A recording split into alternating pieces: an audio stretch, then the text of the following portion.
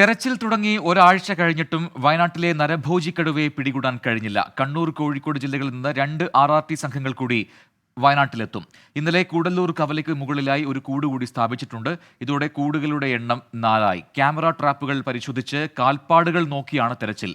BJP സംസ്ഥാന അധ്യക്ഷൻ K Surendran ഇന്ന് പ്രജീഷിന്റെ വീട്ടിൽ എത്തുന്നുണ്ട്. കല്ലൂർകുന്ന് ഞാറ്റാടിയിൽ പശുവിന് നേരെ കടുവയുടെ ആക്രമണം ഉണ്ടായതായി നാട്ടുകാർ പറയുന്നു.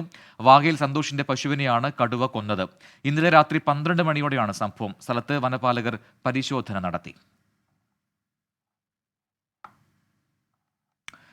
സുർജിത്ത് അയ്യപ്പത്ത് ചേരുന്നുണ്ട് വയനാട്ടിൽ നിന്നും കൂടുതൽ വിവരങ്ങളുമായി. സുർജിത്ത്, ഈ തെരച്ചിൽ ഒരു ഭാഗത്ത് നടക്കുകയാണ്, പക്ഷേ കൃത്യമായി കടുവയെ ലൊക്കേറ്റ് ചെയ്യാൻ സാധിക്കുന്നില്ല.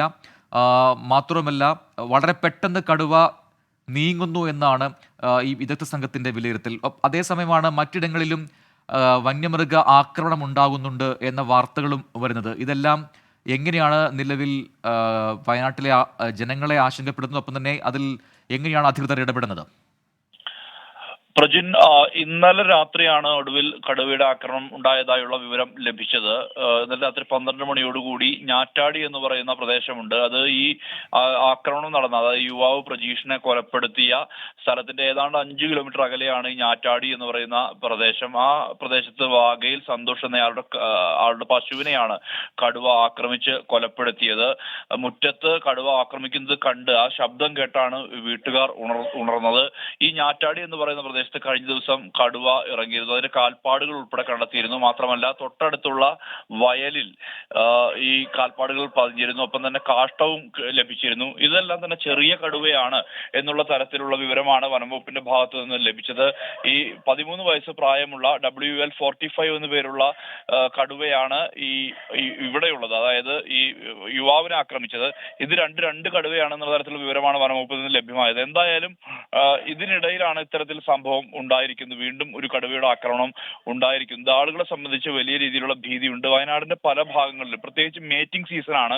അതുകൊണ്ട് തന്നെ ഈ കടുവകൾ ഇറങ്ങാനുള്ള സാധ്യതയുണ്ട് എന്നുള്ള വനംവകുപ്പ് നേരത്തെ തന്നെ മുന്നറിയിപ്പ് നൽകിയിട്ടുണ്ട്. ഇതിനിടയിലാണ് ഈ സംഭവം ഉണ്ടായത്. നേരത്തെ കഴിഞ്ഞ ദിവസം ചുളുക്കയിൽ സമാനമായ രീതിയിൽ തന്നെ കടുവ പശുവിനെ ആക്രമിച്ച് കൊന്നിരുന്നു.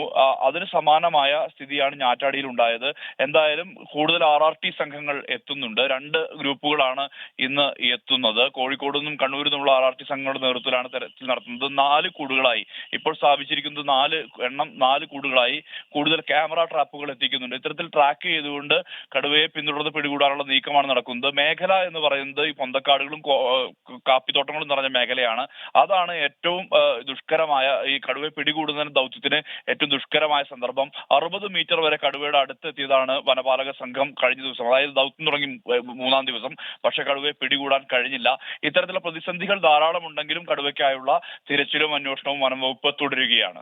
പ്രജിത്ത്. ശരി, സുജിത്ത് അയ്യപ്പത്താണ് വിവരങ്ങൾ നൽകിയത്. 24 അഞ്ചിന്റെ വജ്രത്തിളക്കം.